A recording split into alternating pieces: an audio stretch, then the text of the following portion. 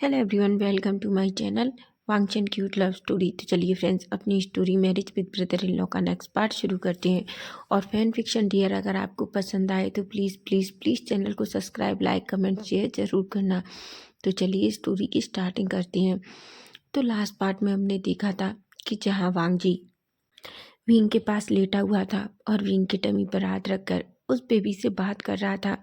Baby जो वांग जी के omega को, अब वांग जी के फेरोमोन्स को अपने डैड के फेरोमोन्स समझकर पूरी तरीके से रिलैक्स हो जाता है। वहीं वांग जी खुद को कंट्रोल नहीं कर पाता और विंग के लिप्स पर फिर से एक किस कर लेता है, लेकिन इस बार विंग सो रहा था और उसे पता भी नहीं है। वहीं विंग को देखते देखते वांग जी कब सो जाता है उसे पता भी नहीं चलता। वहीं अब हम सीधा नेक्स्ट डे मॉर्निंग का सीन देखते हैं, जहाँ हम देखते हैं वांग जी की आइज धीरे धीरे ओपन होती हैं। अचानक उसे अपने ऊपर कुछ हैवी फील होता है, लेकिन जैसे ही वो आइज ओपन करता है तो शॉक हो जाता है, क्योंकि विंग पूरी तरीके से उसके ऊपर सो रहा था। वो बड़ी बड़ी आंखों से विंग की तरफ देखता है और एक स्माइल करता है, लेकिन वो धीरे से विंग को अपने ऊपर से उठाता है और वो जल्दी से खड़ा होता है, क्योंकि वो नहीं चाहता था कि विंग उठे और उसे फिर से अपने पास देखे और उसे फिर से किक मार दे, क्योंकि सुबह की किक की वजह से, कल की किक की वजह से उसे अभी भी अपने बैक में पेन हो रहा था। वो उठता है और सीधा वॉशरूम में जाता है। वो फ्रेशन अप होता है और मॉर्निंग रूटीन और अच्छा शाल लेके रेडी होके बाहर आता है। तभी हम देखते हैं विंग जो अभी भी गहरी नींद में सो रहा था। भांग जी अपने मन में कहता है, वैसे ये सोता हुआ बहुत क्यूट लगता है, लेकिन जैसे ही जागता है सच में शैतान बन जाता है। ऐसा कहकर एक स्माइल करता है और वो सीधा एक फाइल लेता है और उसे पढ़ने लगता है, क्योंकि वो एक अर्जेंट प्रोजेक्ट की फाइल थी। वहीं हम देखते हैं विंग धीरे धीरे अपनी आइज ओपन करता है और अचानक जैसे ही वो बैठता है बेड पे, उसकी नज़र साइड में जाती है, जहाँ वांग जी पूरी तरीके से रेडी होकर फाइल पढ़ रहा था। वांग जी जो विंग को देखता है और कहता है, गुड मॉर्निंग विंग। लेकिन विंग तो जैसे कोई जवाब नहीं देता, वो खड़ा होता है और सीधा वॉशरूम में चला जाता है। वांग जी जो एक गहरी सी सांस लेता है और कहता है, वैसे इस भूमिका में बहुत घमंड है, लेकिन फिर कुछ नहीं कहता। वहीं हम देखते हैं विंग जो अंदर जाता है, वो भी मॉर्निंग रूटीन कंप्लीट करता है, फ्रेशन अप होता है, शाल लेकर बाहर आता है। जैसे ही वो बाहर आता है वो देखता है वांग जी जो खड़ा हुआ था। विंग उसकी तरफ देखता है। वांग जी कहता है, विंग मुझे तुमसे बात करनी है। विंग कहता है, पर मुझे तुमसे कोई बात नहीं करनी। वांग जी कहता है, प्लीज़ विंग मुझे तुमसे कुछ अर्जेंट बात करनी है। विंग कहता है, अब क्या बात करना चाहते हो? क्या मुझे फिर से फोर्सफुली किस करना चाहते हो? वांग जी कहता है, विंग ऐसी बात नहीं है। विंग कहता है, तो बोलो कैसी बात है? वांग जी कहता है, विंग मैं एक्चुअली तुमसे कल जो कुछ हुआ उसके लिए सॉरी कहना चाहता हूँ। विंग मैं जानता हूँ, मैं जब से आया हूँ हम दोनों के बीच सब कुछ ठीक नहीं रहा है। विंग कहता है, और ये किसकी गलती थी? वांग जी विंग की तरफ देखता है और कहता है, ओके मैं मानता हूँ ये सब मेरी गलती थी, क्योंकि मैंने लंचा की मौत का ब्लेम तुम्हारे ऊपर रख दिया। विंग कहता है, मैं नहीं जानता तुम्हें क्यों लगता है कि लंचा की मौत मेरी वजह से हुई, लेकिन मैं तुम्हें सच बता दूँ कि मैंने कुछ भी नहीं किया। मैं अपनी लंचा को कभी खुद से दूर नहीं जाने दे सकता था। अगर मेरे हाथ में होता तो मैं लंजा की जगह खुद चला जाता। तुम्हें ये पता भी है? वांग जी विंग की तरफ देखता है। विंग के आंसू वांग जी को तकलीफ दे रहे थे, लेकिन बार बार विंग के मुंह से लंजा का इतना प्यार भरा नाम सुनकर कहीं ना कहीं वांग जी को अजीब सा फील हो रहा था। अगर कहा जाए तो शायद वांग जी को जेलसी हो रही थी। वो कहता है, मैं मानता हूँ, मैं ये बात मानता हूँ कि जो कुछ हुआ वो बस। विंग कहता है, वांग जी तुम्हारे लिए किसी को ब्लेम करना बहुत आसान है ना, लेकिन क्या कभी तुमने उस आदमी के दिल से पूछा है जिस पर ये सब बीतती है? तुम नहीं समझोगे, क्योंकि तुम कभी नहीं समझ सकते। ऐसा कहता है। विंग जाने ही वाला था कि वांग जी उसका हाथ पकड़ लेता है। विंग पलटता है और कहता है, तुम क्या कर रहे हो? वांग जी कहता है, विंग अभी मेरी बात पूरी नहीं हुई है, प्लीज़ मेरी बात सुन लो। विंग एक गहरी सी सांस लेता है और कहता है, बोलो तुम क्या कहना चाहते हो? वांग जी कहता है, विंग मैंने जो कुछ किया मैं उसके लिए तुमसे माफ़ी मांगना चाहता हूँ। विंग कहता है, पर मैं अगर तुम्हें माफ़ ना करूँ तो? क्या तुम्हें पता है कि तुमने मुझे कितना हर्ट किया है? वांग जी अपना फेस नीचे करता है और कहता है, मैं जानता हूँ विंग, मैंने तुम्हें बहुत हर्ट किया है, लेकिन मेरा तुम्हें हर्ट करने का इरादा बिल्कुल नहीं था। विंग कहता है तुम्हारा इरादा नहीं था, लेकिन तुमने मुझे हद से ज़्यादा हर्ट कर दिया है। वहीं हम देखते हैं वांग जी विंग की तरफ देखता है और कहता है विंग ठीक है, क्या हम दोस्त नहीं बन सकते? विंग कहता है पर मुझे तुम्हारे साथ दोस्ती करने में कोई इंटरेस्ट नहीं है। वांग जी कहता है देखो विंग, हम दोनों की शादी हो चुकी है। विंग कहता है शायद तुम भूल गए हो, मैं तुम्हें बता दूं, मैंने पहले ही उन डिवोर्स पेपर पर साइन कर दिए हैं और शायद तुमने भी कर दिए होंगे। वांग जी को याद आता है कि उसके पास विंग के दिए हुए डिवोर्स पेपर हैं जिस पर उसने साइन नहीं किया। तभी वांग जी कहता है विंग लेकिन ठीक है, अभी हमारे पास 6 मंथ है, क्या तुम 6 मंथ इसी तरह लड़कर झगड़ कर बिताना चाहते हो? क्या उस तब तक हम अच्छे दोस्त बनकर नहीं रह सकते? विंग अपने मन में कहता है उसे कितनी जल्दी है ना मुझे डिवोर्स देने की। तुम चिंता मत करो, अगर मेरे पास मौका होता तो मैं उससे पहले तुम्हें छोड़कर चला जाता, लेकिन मैं क्या करूं, मैं कुछ नहीं कर सकता। ये सब कुछ कानूनी पटड़े हैं जिसमें 6 मंथ से पहले मैं तुमसे डिवोर्स नहीं ले सकता। ऐसा कहता है, सोचता है। वांग जी कहता है विंग तब तक हम अच्छे से दोस्त बनकर तो रह सकते हैं। विंग कहता है मुझे नहीं पता, मुझे तुम्हारी दोस्ती भी नहीं चाहिए। ऐसा कहकर चुपचाप चला जाता है। वांग जी गहरी सी सांस लेता है और कहता है मैं तुम्हें हर चीज़ के लिए मना लूँगा विंग, मुझे पता है कि मुझे तुम्हें कैसे मनाना है। ऐसा कहता है।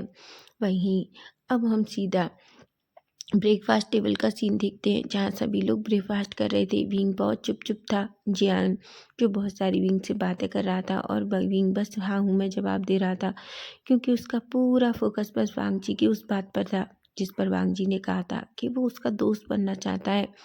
विंग अपने मन में कहता है आखिर ये क्यों मेरा दोस्त बनना चाहता है? उसे तो लगता है ना कि मैं उसकी भाई की मौत की जिम्मेदार हूँ, फिर अब उसे अचानक क्या हो गया है? वो हमेशा मेरे आसपास रहता है, कल उसने मुझे फोर्सफुली किस किया और अब मेरा दोस्त बनना चाहता है। वो खुद के साथ क्या साबित करना चाहता है कि वो मेरी बहुत परवाह करता है? मैं अच्छे से जानती हूँ लैनवांग जी, तुम किसी की परवाह नहीं करते। तुम मुझसे मुझसे नफरत करते हो, फिर इतनी परवाह का नाटक क्यों कर रहे हो वो तो मैं नहीं जानता। ऐसा कहता है और एक गहरी सी सांस लेता है। वहीं हम देखते हैं सभी लोग अपना ब्रेकफास्ट फिनिश करते हैं। बीन खड़ा होता है और कहता है गगा हमें जल्दी चलना होगा, मीटिंग बहुत जल्दी शुरू हो जाएगी। रहनुमान कहते हैं कि तुम दोनों चाहते हो कि मैं तुम्हारे साथ चलूं, ये मीटिंग वैसे भी बहुत अर्जेंट है। तभी बीन कहता है नहीं डैड, आप नहीं जाएंगे क्योंकि आपको पता है ना आपकी तबीयत ठीक नहीं है और आपको घर पर ही आराम करना होगा। तभी रहनुमान कहते हैं पर विंग मैं ठीक हूँ। वांग जी कहता है नहीं डैड, विंग सही कह रहा है, आप कहीं नहीं जाएंगे, आप घर ही आराम करेंगे। सभी लोग वांग जी की तरफ देखने लगते हैं कि वो विंग की बात से एग्री कर रहा है। लेनुआन कहते हैं पर मैं सच में घर पर अकेला बहुत बोर हो जाता हूँ। विंग कहता है डैड आप अकेले क्यों हैं, हम सब है ना यहाँ, और आप कहीं नहीं जाएंगे। तभी वांग जी कहता है डैड विंग सही कह रहा है, आप घर पर हैं और सभी लोग घर पर हैं, आप उनके साथ टाइम स्पेंड कीजिए। मॉम है, चेंग गगा है, विंग भी है और जियान भी है। आजकल जियान की छुट्टियां भी चल रही हैं।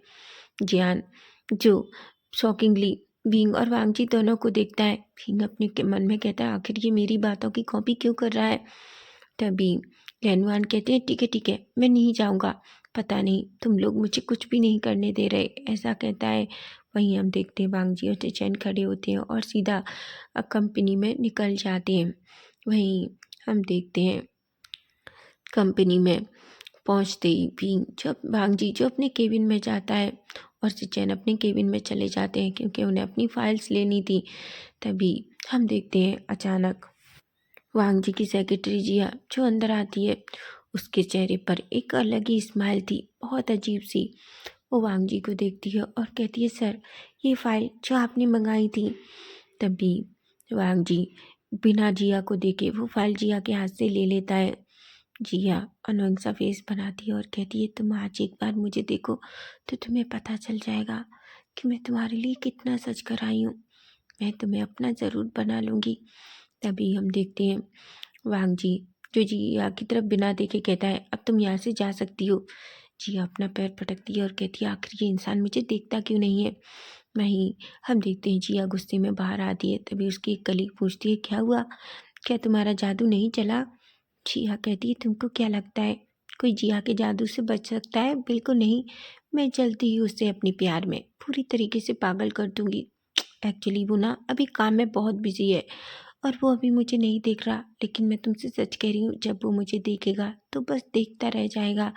वहीं हम देखते हैं वांग जी खड़ा होता है, अपनी फाइल्स लेता है और सीधा रूम से बाहर निकल जाता है और उसके मीटिंग के रूम में पहुंच जाता है। वहीं से चैन भी, सभी लोग उस मीटिंग को करने लगते हैं। थोड़ी देर बाद इन्वेस्टर खड़े होते हैं और कहते हैं हमें आपका प्रोजेक्ट बहुत पसंद है और हम आपके प्रोजेक्ट में इन्वेस्ट करने के लिए तैयार हैं। सिचैन और वांगजी बहुत खुश हो जाते हैं। एक्चुअली इस प्रोजेक्ट को लंजा कर रहा था, लंजा का सपना है ये प्रोजेक्ट, और आज वो दोनों बहुत खुश थे।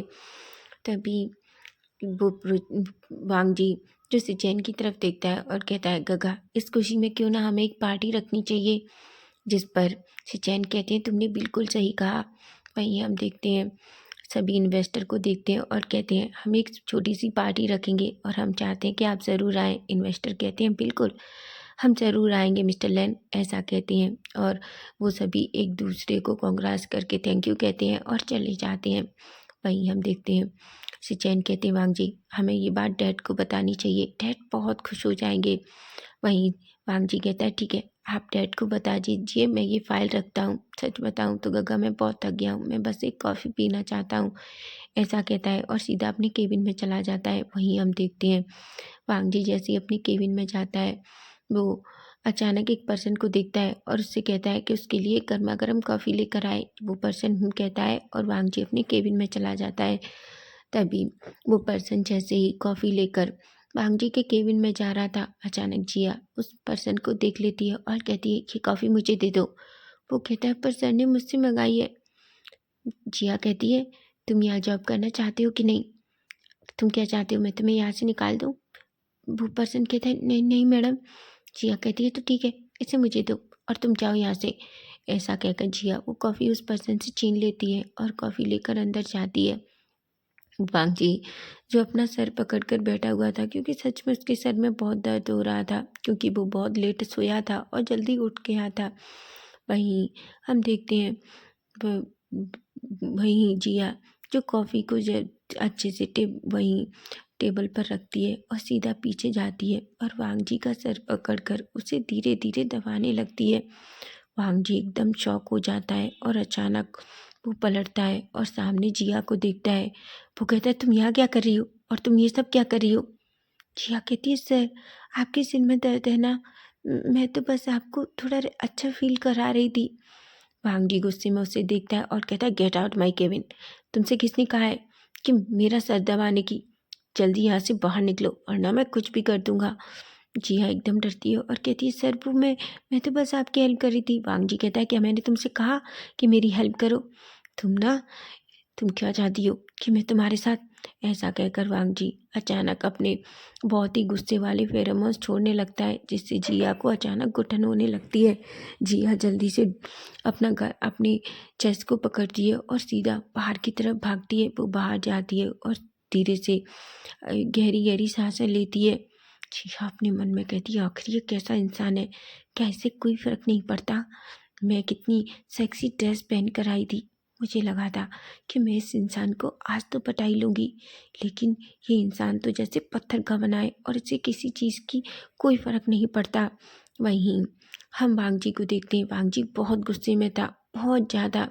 तभी हम देखते हैं सिचैन अंदर आते हैं और वांग जी के फेरोमोन्स को फील करके कहते हैं वांग जी तुम्हें क्या हुआ है, तुम इतने ज़्यादा डार्क फेरोमोन्स क्यों छोड़ रहे हो। वांग जी कहता है गगा जल्द से जल्द मेरी सेक्रेटरी चेंज कर दीजिए, मुझे समझ नहीं आता आखिर लंजा इस सेक्रेटरी से डील कैसे करता था।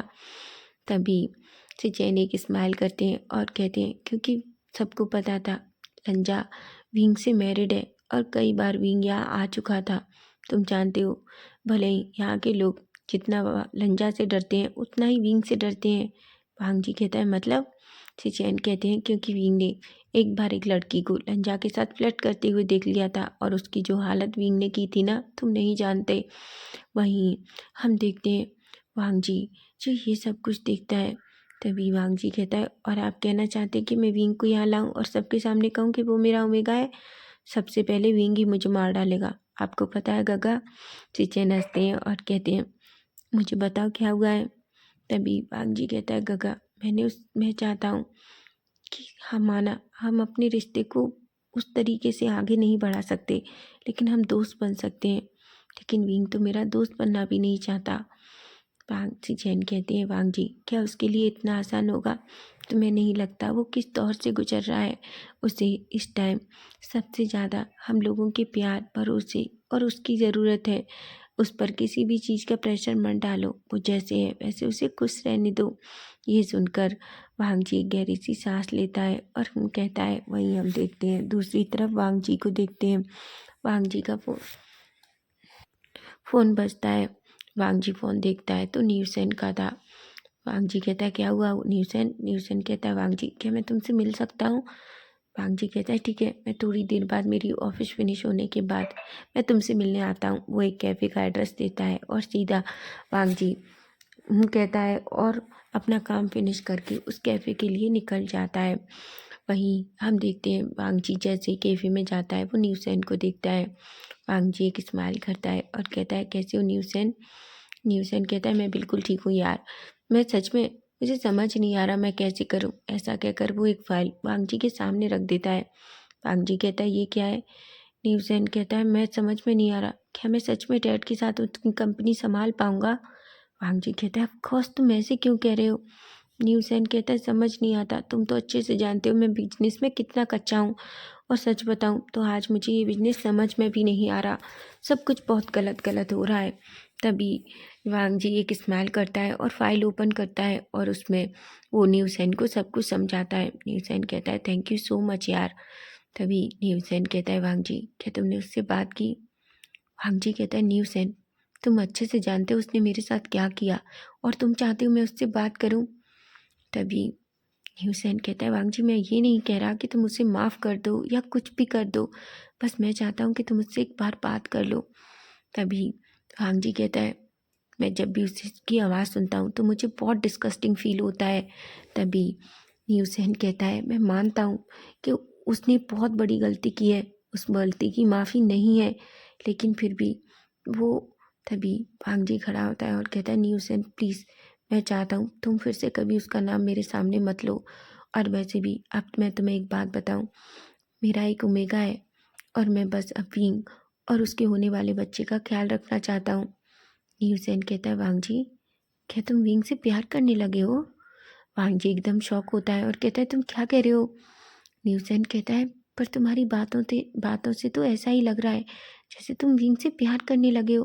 तुम्हें पता है, तुम जिस तरीके से बात कर रहे हो ऐसा लग रहा है कि तुम वांग जी कहता है, बकवास मत करो, तुम अच्छे से जानती हो मैं मेरे भाई का ओमेगा है। न्यूसेन कहता है, वांग जी वो तुम्हारे भाई का ओमेगा था, अब नहीं है, अब वो तुम्हारा ओमेगा है, तुमने उससे शादी कर ली है। वांग जी एक पल के लिए न्यूसेन को देखता है। वो कहता है, तुम कैसी बातें कर रहे हो न्यूसेन, ऐसा नहीं हो सकता, और तुम अच्छे से जानते हो मैं और विंग तो एक दूसरे को पसंद भी नहीं करते। न्यूसेन कहता है, सच में? तो तुमने फिर आगे क्या सोचा है? तुम हमेशा तो इस शादी में नहीं रह सकते ना?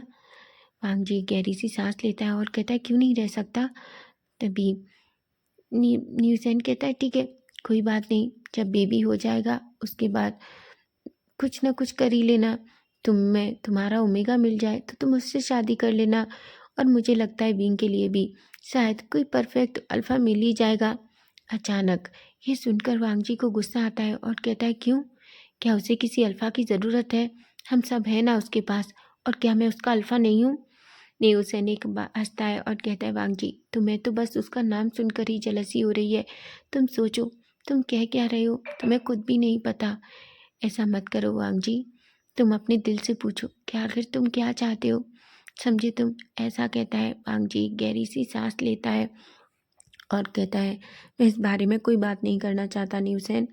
न्यूसेन कहता है, ठीक है, लेकिन जब करना चाहो तब हम इस बारे में बात कर सकते हैं। वांग जी बस खड़ा होता है और कहता है, ठीक है, अब मैं चलता हूँ, बहुत लेट हो गया होगा, माँ और विंग मेरा वेट कर रहे होंगे। उसको नहीं पता अचानक उसने विंग का नाम क्यों लिया, जबकि उसे अच्छे से पता है कि विंग उसका कभी वेट नहीं करेगा। तभी न्यूसेन कहता है, अच्छा, लेकिन अभी तो तुमने कहा कि तुम विंग और तुम एक दूसरे को पसंद भी नहीं करते।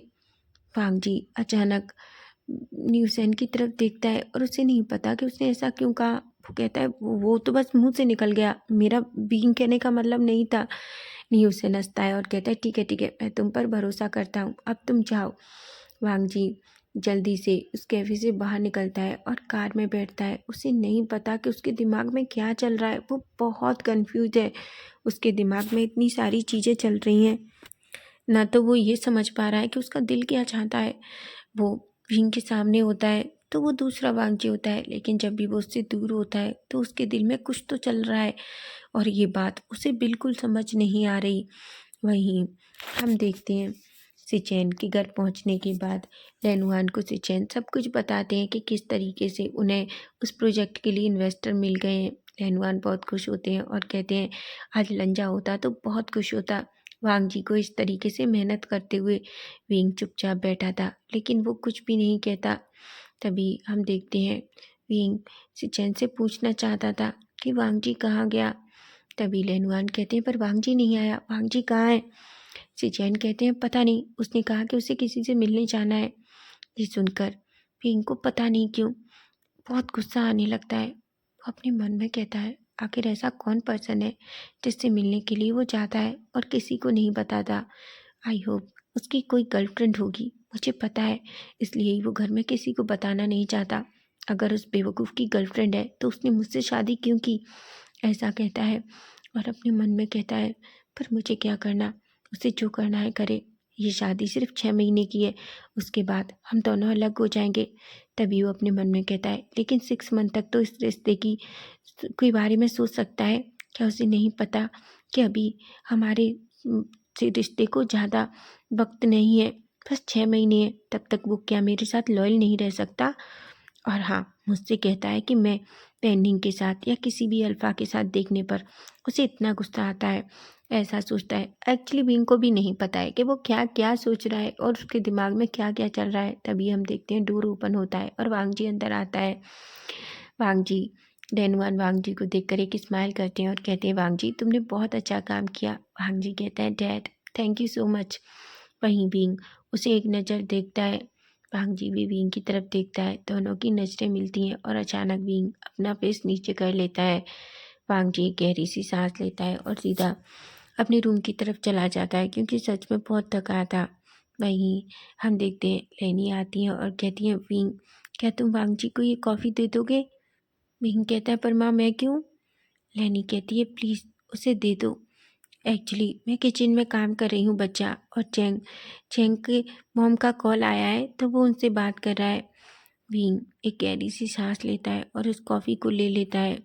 उसे बेमन उस कॉफ़ी को देने के लिए वहाँ अपने कमरे में चला जाता है क्योंकि अब वांग जी विंग के रूम में रह रहा है।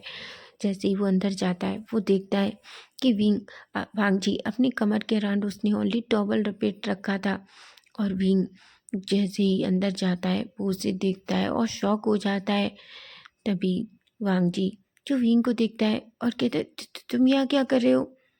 विंग अपना फेस दूसरी तरफ कर लेता है और कहता है ये क्या बदतमीजी है, क्या तुम्हें नहीं पता कि तुम एक ओमेगा के साथ रहते हो और तुम्हें किस तरीके से रहना चाहिए। वांग जी एक स्माइल करता है और अपने मन में कहता है ऐसा मौका फिर नहीं मिलेगा वांग जी, थोड़ा मस्ती करने में क्या बुराई है। तभी वो कहता है पर वांग जी मैंने अब क्या किया है। भीम कहता है तुमने क्या किया है, आखिर तुम एक ओमेगा के रूम में इस तरीके से टावल में कैसे घूम सकते हो।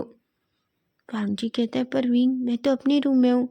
और हाँ वैसे मैं तुम्हें बता दूँ तुम मेरे ओमेगा हो, मैं किसी और के ओमेगा नहीं बल्कि अपनी ओमेगा के रूम में घूम रहा हूँ और मुझे नहीं लगता कि इसमें कोई बुराई है। विंग अचानक शॉक होता है और वो वांग जी की तरफ देखता है। वांग जी जो बिल्कुल विंग के पीछे आकर खड़ा हो गया था, जैसे ही विंग पलटता है वांग जी और विंग का फेस एकदम एक आमने सामने आ जाता है। विंग ने कॉफ़ी पहले ही टेबल पर रख दी थी। विंग एकदम घबरा जाता है और गिरने ही वाला था कि तभी वांग जी उसे कमर से पकड़ता है और अपनी तरफ खींच लेता है। विंग बिल्कुल वांग जी की चेस्ट से जाकर टकराता है। वांग जी एक छोटा सा स्मग करता है और कहता है क्या हुआ। विंग की हार्ट बीट एकदम फास्ट हो जाती है। विंग कहता है छोड़ो मुझे। वांग जी कहता है पर मैंने तो तुम्हारी हेल्प की। विंग कहता है क्यों की। वांग जी कहता है छोड़ देता अगर तुम्हारे अंदर बेबी नहीं होता, लेकिन अभी तो मुझे तुम्हारी देखभाल करनी पड़ेगी ना। विंग कहता है अच्छा तो इस बेबी की वजह से तुम ये सब कर रहे हो। वांगजी एक पल विंग को देखता है और कुछ नहीं कहता। तभी विंग कहता है जाओ कपड़े पहन कर आओ, और हाँ माँ ने तुम्हारे लिए कॉफ़ी भिजवाई है, पी लेना। तभी विंग जाने ही वाला था कि तभी वांगजी उसका हाथ पकड़ लेता है। विंग एकदम पलटता है और कहता है तुम क्या कर रहे हो। वांगजी कहता है विंग मैंने तुमसे कुछ कहा था, मैं तुमसे फ्रेंडशिप करना चाहता हूँ, मैं तुमसे दोस्ती करना चाहता हूँ। विंग वांगजी की तरफ देखता है। वांगजी अचानक विंग को शोल्डर से पकड़ता है और कहता है देखो विंग, मैं जानता हूँ हमारी शुरुआत बिल्कुल अच्छी नहीं थी, लेकिन जब तक हम इस रिश्ते में हैं तो क्या हम अच्छे से दोस्त बन के रह सकते हैं। Please wing. विंग एक पल के लिए वांगजी को देखता है और उसकी आंखों में पूरी तरीके से खो जाता है। वो एक गहरी सी सांस लेता है और कहता है ठीक ठीक ठीक है, मैं तैयार हूँ, लेकिन हाँ मुझसे वादा करो तुम मुझे फिर से बिना मेरी मर्जी के टच नहीं करोगे और किस तो बिल्कुल नहीं करोगे। वांगजी अचानक हंसने लगता है और कहता है ठीक ठीक ठीक ठीक है, मैं वादा करता हूँ, मैं तो बिना तुम्हारी मर्जी के तुम्हें नहीं छूऊंगा और ना ही तुम्हें किस करूँगा। विंग कहता है ठीक है, अपनी कॉफ़ी पी लो। वांगजी एक स्माइल करता है और कहता है। विंग एक पल के लिए वांगजी की स्माइल में खो जाता है, क्योंकि वांगजी कभी भी ज़्यादा स्माइल करता ही नहीं है। वो वांगजी को ही देख रहा था। वांगजी कहता है मुझे पता है विंग, मैं बहुत ज़्यादा हैंडसम हूँ, लेकिन तुम अगर मुझे ऐसे ही देखते रहे तो सोच लो। विंग कहता है तुम्हारे सपनों में तुम्हें नहीं लगता कि तुम्हें खुद को लेकर कितनी गलतफहमी है। वांगजी कहता है तुम नहीं जानते, मैं साउथ कोरिया में था तो लड़के और लड़कियां मेरे लिए पागल थे। विंग कहता है क्योंकि मुझे लगता है उनकी आइज़ पूरी तरीके से ख़राब थी। वांगजी कहता है तुम ऐसा कैसे कह सकते हो। विंग कहता है मैंने क्या गलत कहा, मैं सच कह रहा हूँ, जिन लोगों को दिखाई नहीं देता उन्हें ही फालतू की चीज़ें पसंद आती हैं। वांगजी कहता है बिल्कुल नहीं, मुझसे ज़्यादा तुमने कोई हॉट और हैंडसम देखा है। तभी विंग अचानक कहता है मेरा लंजा तुमसे भी ज़्यादा हॉट और हैंडसम था। अचानक वांगजी जो विंग के सामने रुक जाता है। विंग को भी एहसास होता है कि उसने क्या कहा। विंग अचानक अपना फेस नीचे कर लेता है और कहता है तुम कॉफ़ी पी लो और हाँ नीचे आ जाना। ऐसा कहकर चुपचाप कमरे से चला जाता है। वांगजी विंग को जाते हुए देखता है और कहता है मैं जानता हूँ तुम उसे बहुत याद करते हो और शायद वो भी तुमसे बहुत प्यार करता था, लेकिन क्या मैं ऐसा कहकर अचानक वांगजी रुक जाता है और अपने मन में कहता है वांगजी तुम क्या सोच रहे हो। उसने सिर्फ तुमसे दोस्त बनने के लिए हाँ किया है, जबकि तुम अभी अच्छे से दोस्त भी नहीं हो, और तुम अपने दिल में ये सब कुछ क्या सोच रहे हो। कोई भी हौफ मत पालो वांगजी। ऐसा कहता है। तभी हम देखते हैं अचानक वांगजी का फ़ोन बजता है। वांगजी फ़ोन देखता है तो उसकी मुट्ठियाँ भीग जाती हैं। वो गुस्से में फ़ोन को बंद करता है और बेड पर फेंक देता है और कहता है मुझे समझ में नहीं आता आखिर ये मुझे कॉल क्यों कर रही है, जबकि मैंने इससे साफ पहले ही कह दिया था कि मुझे इस जैसी लड़की में कोई इंटरेस्ट नहीं है। ऐसा कहता है और बहुत गुस्सा होता है। तो फ्रेंड्स नेक्स्ट पार्ट इसका हम कल देखेंगे कि कल क्या होने वाला है, अगर उस पार्टी में क्या कुछ अलग होने वाला है। अगर आपको फैन फिक्शन अच्छा लगे तो प्लीज़ प्लीज़ चैनल को सब्सक्राइब जरूर करना। अरे यार आप सब्सक्राइब ही नहीं करते, प्लीज़ डियर चैनल को सब्सक्राइब कीजिए, बेल आइकन को ऑन कीजिए ताकि आपके पास सारे वीडियो के नोटिफिकेशन जा सकें। Bye bye, take care.